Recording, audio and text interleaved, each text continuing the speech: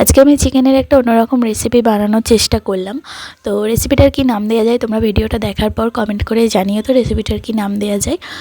তো প্রথমে আমি চিকেন নিয়েছি, চিকেনটাতে আদা রসুন কাঁচা লঙ্কার পেস্ট করে নিয়েছি, দিয়ে সেটা দিয়েছি।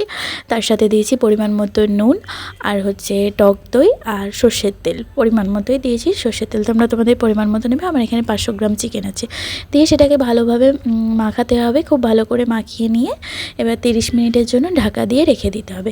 ভালো করে মাখাতে হবে, যত ভালো মাখাবে খেতে তত ভালো হবে। তো দিয়ে চাপা দিয়ে 30 মিনিটের জন্য রাখবো। এখানে ফোড়নের জন্য যা যা দেবো সেগুলো রেখেছি। তো এখানে প্রথমেই আছে শুকনো লঙ্কা, তারপরে আছে জায়ফল, জয়িত্রী, দারচিনি, লবঙ্গ, ছোটো এলাচ আর সাদা জিরে, এগুলোই আমি ফোড়নে দেবো। তেল গরম করে ফোড়নে এগুলো দেওয়া হবে। তেজপাতাটা দিতে হতো, তেজপাতাটা আমি বলতে ভুলে গেছিলাম। তো ফোড়নে তেজপাতাও দিতে হবে, তো তেজপাতাটা আমি অ্যাড করতে ভুলে গেছি। এবার কড়াই সর্ষের তেলটা গরম করে এবার যে ফোড়নগুলো আমি রেখেছিলাম সেগুলো এবার দিয়ে দেবো। তেলটা একটু গরম হোক তারপরে দিয়ে দেবো। তো তেলটা গরম হয়ে গেছে, এবার ফোড়নগুলো আমি দিয়ে দিলাম। এবার ফোড়নটা হয়ে গেছে, এবার যে কেটে রাখা পেঁয়াজটা ছিল পেঁয়াজটা দিয়ে দিলাম। কেটে রাখা পেঁয়াজটা এর মধ্যে দিয়ে এবার ভালো করে একটু লাল লাল করে ভাজতে হবে। খুব বেশি লাল না, একটু সামান্য, পেঁয়াজটা নরম হয়ে যাওয়া পর্যন্ত আর কি। এবার একটু নুন দিয়ে দেবো যাতে পেঁয়াজটা তাড়াতাড়ি নরম হয়ে যায়, তো তার জন্য সামান্য নুন দিলাম, কারণ বেশি নুন দেওয়া যাবে না, তাহলে আবার নুন বেশি হয়ে যাবে ওদিকে। আর অন্যদিকে আমি এই বাদাম আর এটা আমন্ড আর এমনি বাদাম যেটা হয় সেটা জলে ভিজিয়ে রেখেছি। এরপর এটা সামান্য একটু দুধ দিয়ে বেটে নেবো। পেঁয়াজটা দেখো লাল লাল করে ভাজা হয়ে গেছে। তো এবার যে ম্যারিনেট করা যে চিকেনটা ছিল এই যে এটা, এবার আমি এটা দিয়ে দেবো কড়াতে। এবার চিকেনটা ঢাকা চাপা দিয়ে ভালো করে কষাতে হবে। প্রথমে নাড়িয়ে এবার চাপা দেবো আর কষাবো যাতে চিকেনটা ভালো করে সেদ্ধ হয়ে যায়। এখন কোনো রকম জল অ্যাড করবো না, এই চিকেনের জলেই চিকেনটা সেদ্ধ হয়ে যাবে। তো চাপা দেবো আর কষাবো। কিছুটা ধনে নিয়েছি, শুকনো খোলায় ভেজে নিয়েছি, মানে ড্রাই রোস্ট যেটাকে বলে সেটা করে নিয়েছি। তো সেটা একটু গুঁড়ো করে নেবো, মানে আধ ভাঙা করলেই হবে। এখানে এবার আমি অ্যাড করবো জিরে গুঁড়ো, পরিমাণ মতো জিরে গুঁড়ো, তোমরা তোমাদের পরিমাণ মতো দেবে, আমি আমার পরিমাণ মতো দিলাম। এবার যে ড্রাই রোস্ট করা যে ধনেটা ছিল, ধনে গুঁড়োটা সেইটা আমি দিয়ে দিলাম। এবার দিয়ে দেবো পরিমাণ মতো চিনি, বেশি দেবো না, সামান্য। তারপর দিয়ে দেবো হচ্ছে একটু ম্যাজিক মশলা, তোমরা দিলে দিতে পারো, না দিলে না দিতে পারো, এটা অপশনাল, যদি মনে হয় দেবে নাহলে দেবে না। এবার ভালো করে কষিয়ে নেবো।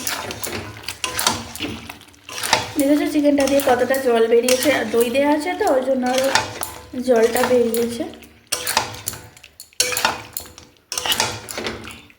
দুধ দিয়ে যেটা বেটে রেখেছিলাম চীনাবাদাম আর আমন্ড বাদামটা, ওই পেস্টটা এবার আমি ওর মধ্যে অ্যাড করে দেবো।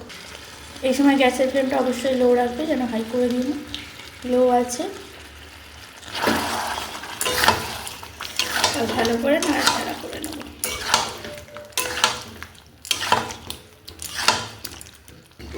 এরপর ওই বেটে রাখা যেটা বেটে রেখেছিলাম তার জলটা অ্যাড করে দেবো।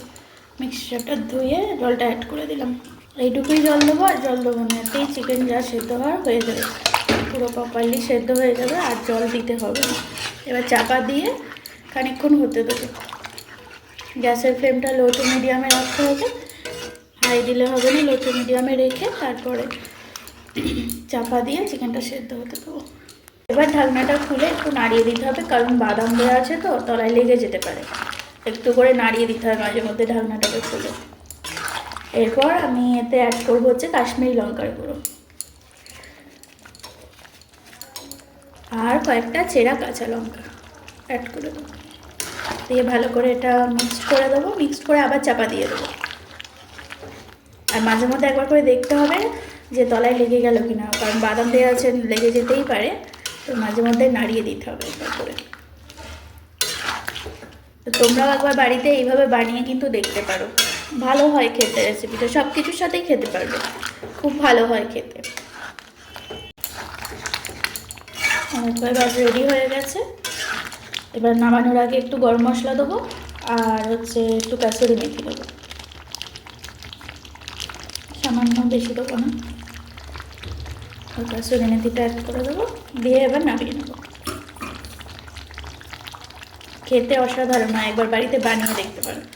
বানিয়ে দেখো, যদি ভিডিওটা ভালো লেগে থাকে তাহলে অবশ্যই একবার বানিয়ে দেখো বাড়িতে, খুব সুন্দর খেতে হয়। আমাদের চিকেনের রেসিপি অলমোস্ট রেডি, তো নামিয়ে দিয়েছি। কেমন দেখতে হয়েছে তোমরা কমেন্ট করে অবশ্যই জানিও। আর এই রেসিপিটার কি নাম দেওয়া যায় কমেন্টে একটু জানিও তো, আমি কোনো নাম বুঝতে পারছি না কী দেবো, তো তোমরা একটু কমেন্ট করে জানিও রেসিপিটার নাম কি দেওয়া যায়। তো কেমন দেখতে হয়েছে কমেন্ট করে অবশ্যই জানাবে। আর ভিডিওটা ভালো লাগলে অবশ্যই একটা লাইক করে দিও। আজকের মতো এই পর্যন্ত, সবাই ভালো থেকো, সুস্থ থেকো, টাটা।